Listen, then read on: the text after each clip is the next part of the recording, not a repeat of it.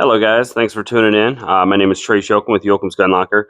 Today we're going to be going over a very interesting pistol recently released by Canik. It's going to be the Canik Mete MC9 Prime. This is going to be a semi-automatic pistol, chambered in 9mm, my favorite caliber for carry. Comes with a lot of stuff in this box. Let's go ahead and break it open and see what we got. All right, so we have the beautiful box. We open it up. Open it up, see what we got. All of our informational booklet here. They give us stickers. Got a cleaning cloth, owner's manual,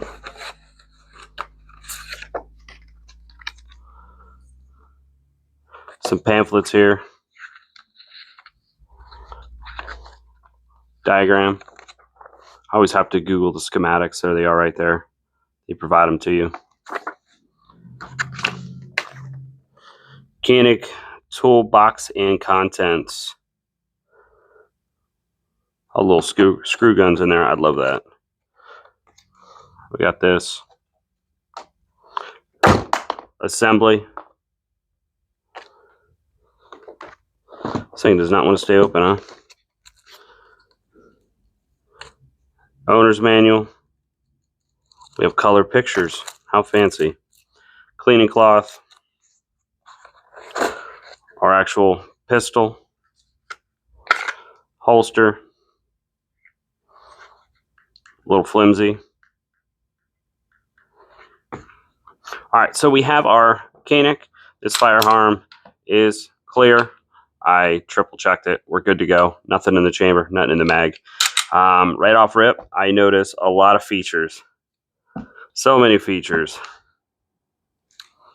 Alright, so we have a RMSC cut. We have what appears to be some kind of clone of a Holosun EPS. Canik Mechanic. Right there, it's really hard to see. It says mechanic on the top. Enclosed emitter. Nice small dot. I'm probably going to say that's a 4 MOA. We'll probably find that here soon. Flared magwell. Feels like it's metal, maybe aluminum. Beautiful grip.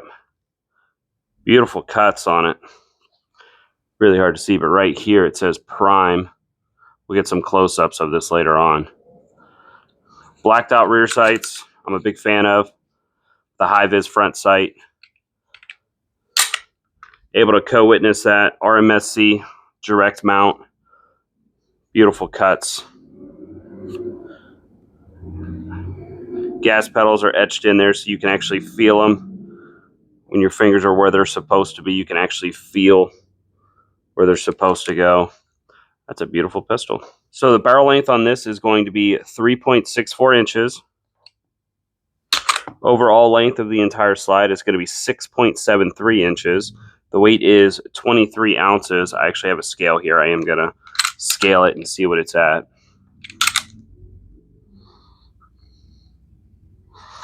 It is nice though. I'm going to cut over to the overhead camera. It's going to be a little bit easier to see. All right, so here we have our pistol. It is empty.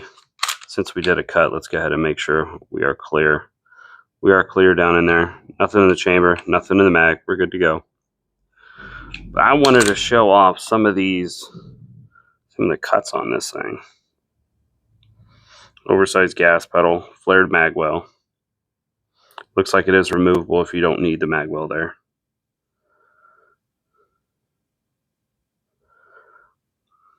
Over here on top is where we have the Prime. High-vis front sight. Blacked out rears. It almost appears white on camera, but they are black. Very hard to see. Then we have it really reminds me of the Holosun EPS. I'm thinking that's where they got this design from. Beautiful co-witness. If I can figure out where the camera.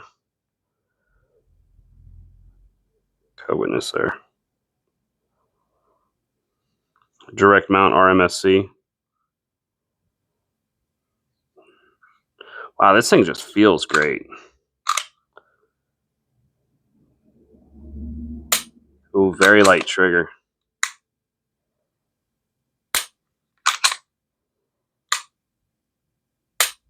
We definitely have a trigger gauge. We're definitely going to be finding out what that trigger pull weight is.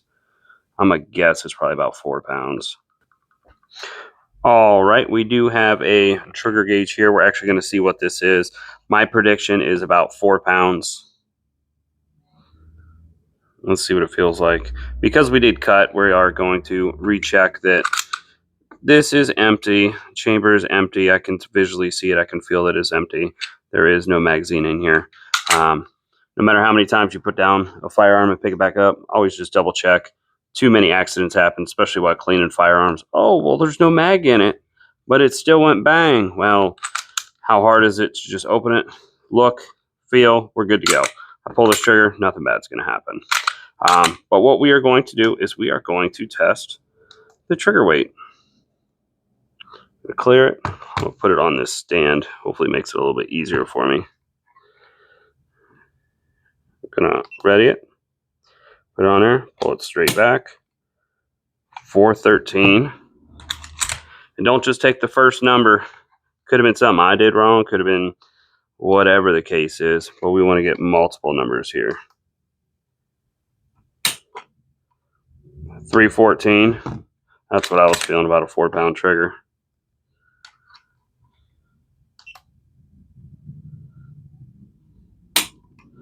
410. Wow, it's a little under 5 pounds.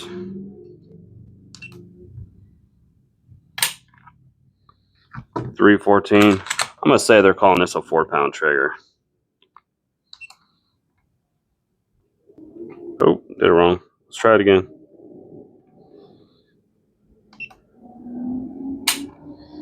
4.2. Yeah, this is 100% a 4 pound trigger. Curious to know if we polish the trigger grouping, if we can get it down.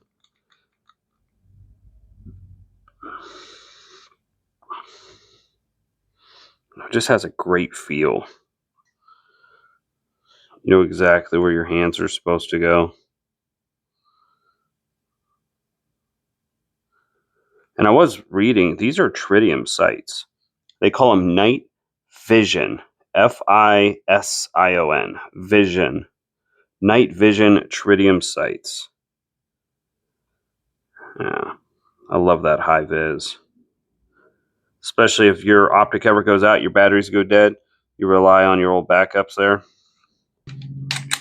All right, so we're going to do the simple takedown of the Canik Mete, the MC9 Prime. Let's see what we got going on here. First thing we want to do, drop the mag. We're unloaded. Beautiful. Lock it back. Check the chamber. Checking the chamber. The chamber is empty. No magazine. We're good to go. We're going to slide it forward. We're going to pull this back just a little bit. Just get some of that pressure off. Pull these down.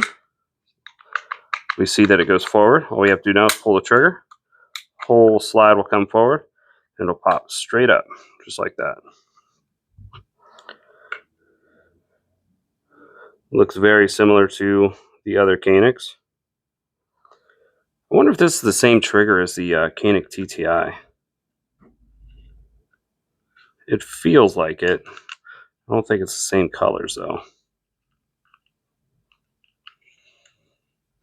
I mean, it just has a great grip.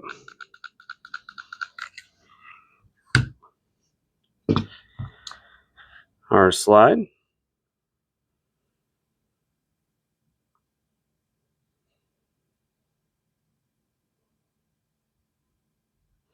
Take out the recoil spring. Take out the barrel. Maybe.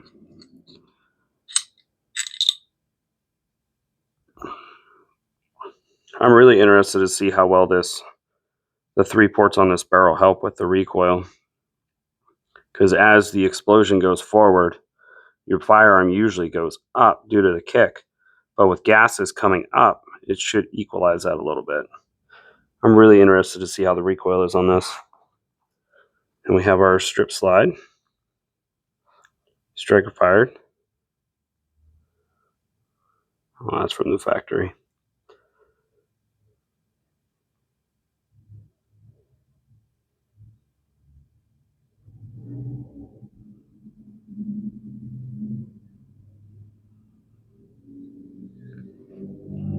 I actually have a Holosun EPS. Let's compare those two, because I'm pretty sure this is going to be some kind of clone of the Holosun EPS. We got an EPS RD6 here. So we got the Holosun logo, battery cover, left, right, up, down, logo up top, some kind of bezel here. It almost looks like a solar panel should be there. Are we on? Now we're on.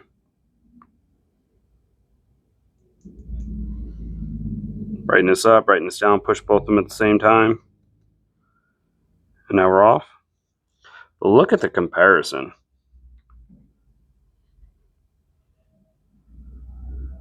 This one has a little bit of a hood on top. And that has the solar panel where solar panel looks like it belongs. Take a look from the other side. Different buttons. They probably didn't want to get hit with some kind of intellectual property. This one has the built-in rear sight. As you can see, it carries over. This one doesn't, it's just flat.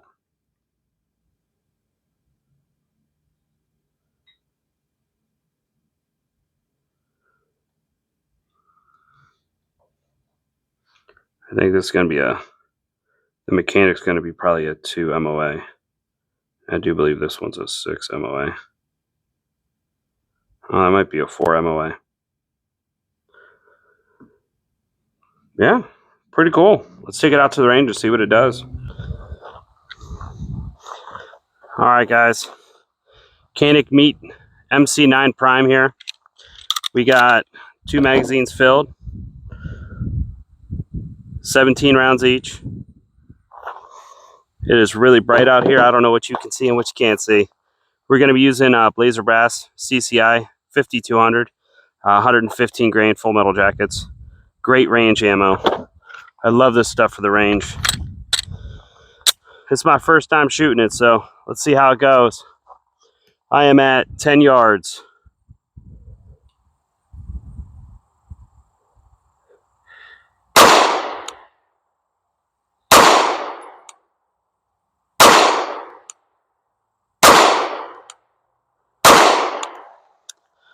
Five rounds. We'll go down range and see how I am.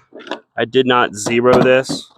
I am shooting it for the first time. So let's go down range and see where we're at. I was aiming here. That's where our 5 rounds are. So we are definitely left. I pulled this one. So we got 12 more rounds left. Let's shoot them off. See if they're all going left.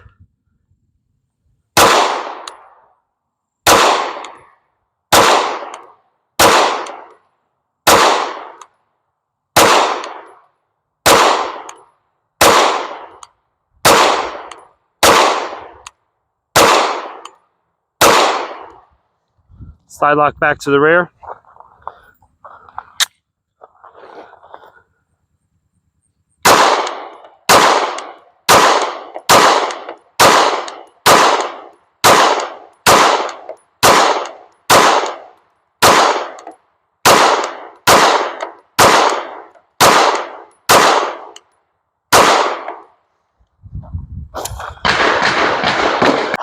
This is only at 10 yards.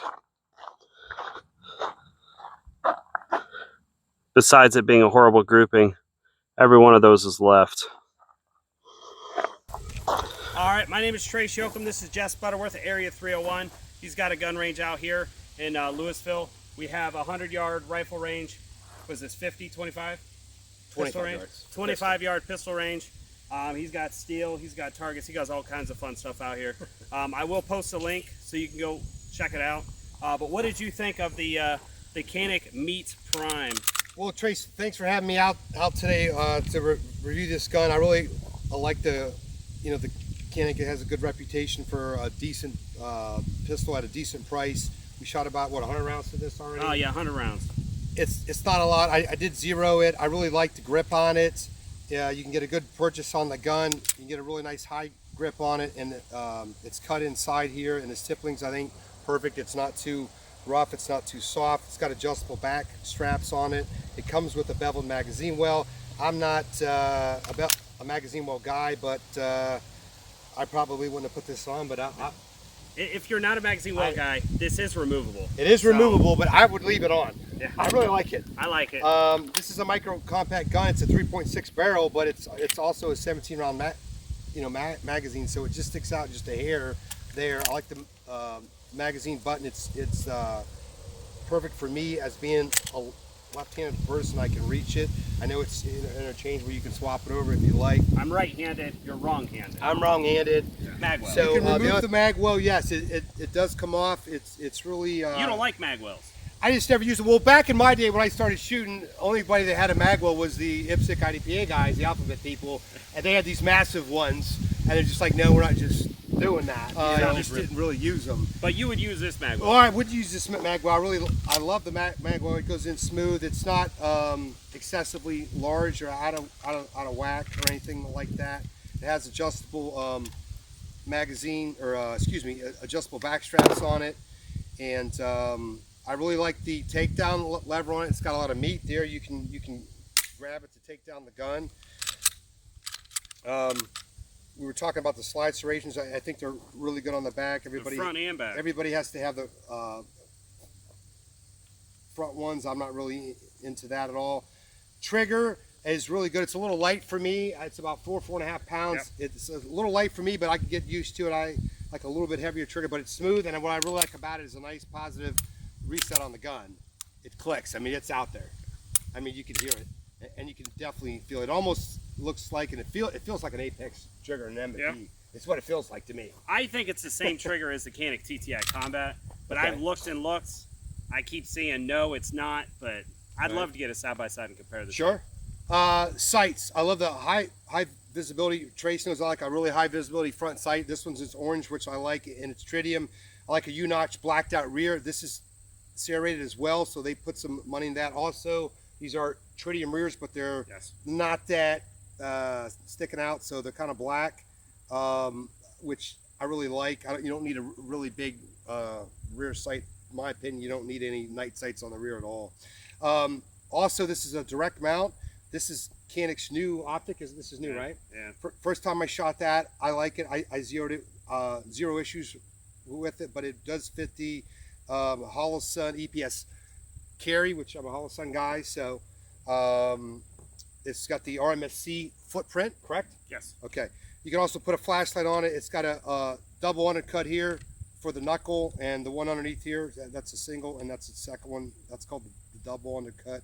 Also has this pad out here you can push your thumb on both sides. It's stippled as well, so it's not, your thumb's not going to slide off. It's got a ported barrel, which is really cool. It's a 3.6 barrel and a 17 round mag. It's going to be really hard for me to pass this thing up because it fits my hands good. It shoots well, and yeah, it pretty much checks all the boxes. So, and I like the metal magazines as well. We got to put some more time in it and shoot it a little bit more. Well, what's your thoughts on it, Trace?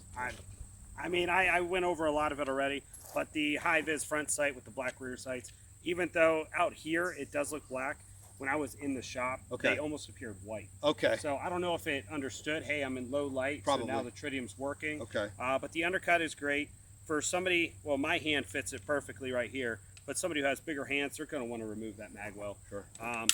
I don't really care for the ambidextrous, but it doesn't bother me. You know, I'm always right-handed. Everything I need is right here. Sure. But no, it's good. I love the cuts.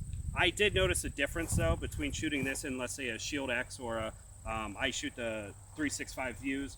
Okay. This barrel has some 3 ports right at the top. So as our round is coming down the barrel, the gases are pushing up, which brings your muzzle down to kind of offset that the recoil there, and I really like that. But, all right, we got Jess from Area 301, he's going to zero this optic for us. Go ahead, Jess.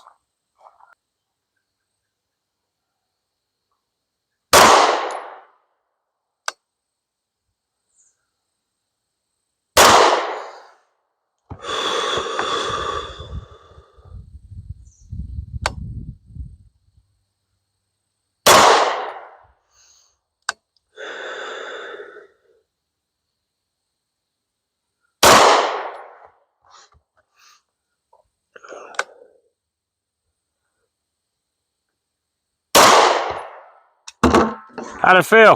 Good. Yeah? That's the first time I ever shot that one before. That's the first shots I ever shot out of that Canik, so I like it. I got a little sloppy here. That's my 5 right there. I was putting the dot here, so I got 4 really good and 1 flyer. Those aren't mine, so probably should have marked the other holes too. All right, so we're about 1 inch, 2 inches high, and we're right on left and right. We're not going to move the windage elevation. We're going to come down 2 inches.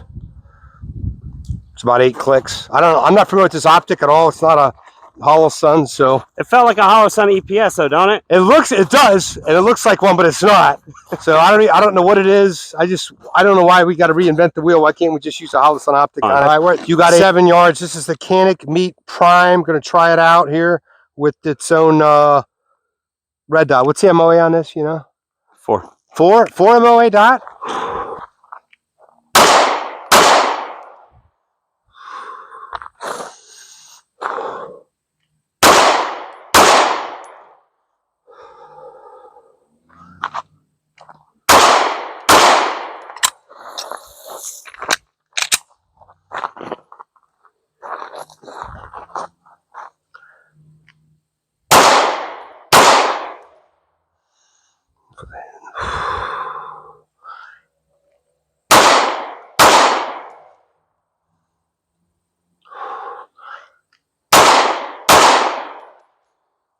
That should have been it.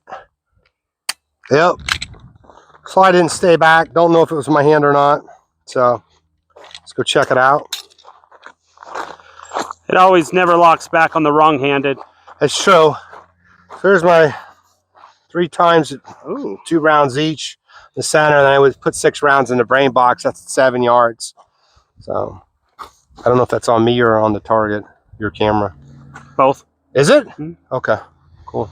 Yeah. So, yeah. 1, 2, 3, 4, 5, 6.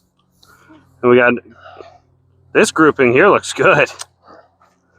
I was putting it right in here. I probably should have aimed here that way, but I like to aim right in here. So it's you got about 1 inch, you know, mechanical offset on the gun, which is standard. So that's good, man.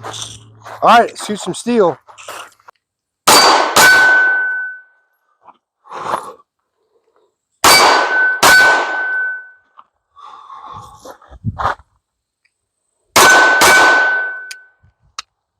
Again, it didn't stay back. That's probably me, but we got to figure that out.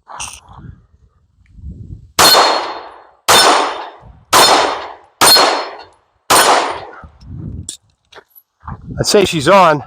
The Canik, it's got a bigger extended slide stop for the right-hander than the left-hander. Just a little ambi, just like the old 1911s were with the thumb safety. Oh, it's got ambidextrous thumb safety. Yeah, but you made it really small. So I don't know if I'm holding it or not, but how you figure that out if the slide doesn't stay back is you just put one round in it and you shoot it one-handed. The slide stays back, then it's you. It's your hands riding the slide stop. If it doesn't stay back, then it's the gun or the magazine. So it stayed back. Do it again. Thanks, bro. There's several rounds in that. Okay. Well, I only need 1, so I gotta, you know what I mean? Mm-hmm. So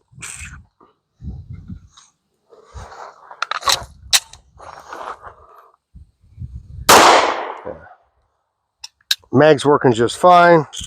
We'll try it right-handed just to see for whatever. Slide stop works nice.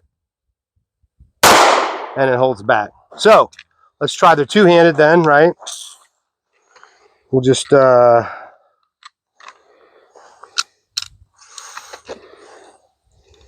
That's the hood holster. the hood. So you always want to put 2 rounds in when you do 2 hands. That way it manages the recoil to come back on it. Because 1 is just probably going to stay back, and if 2, that's when the gun's going to start to slip out of your hands. Or you could even do 3. So we'll see if I'm going to hold it nice and tight, just like it was when I was zeroing and the slide wasn't staying back. And it was probably me. It's a nice gun, man. I like the size of it. See, it didn't stay back. If you look at my thumb low, it's not on the slide stop, and over here I'm just shooting the gun. I only put 2 rounds in there. So what's that tell you? Well, when I shoot it one-handed, it works, but when I shoot it two-handed, it don't. This has got 2 rounds in it, so we'll try it again. I try to loosen my grip just a little bit, make sure I'm not riding anything or holding it down, which if you push up on it, that's going to make it to stay back. And if you ride down on it, then the gun's going to think that it's released and it's just going to stay forward. It's not going to lock back. And we know the magazine works because I just tried it. Now there, it worked. All right, so that magazine works. Let's try this one real quick. 2 rounds, right? You're shooting the Blazer Brass today, 115s. 2 hands. That didn't stay back. All right, and we'll try this magazine. It's possible it could be the magazine. You may have to change the spring on this or turn it around. So the follower has to actuate the actual slide stop.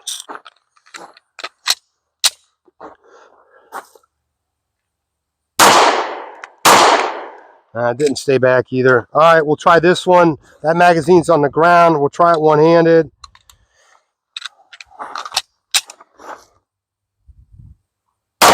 And it works.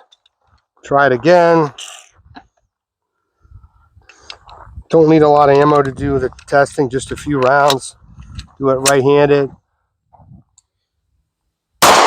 And it works. So,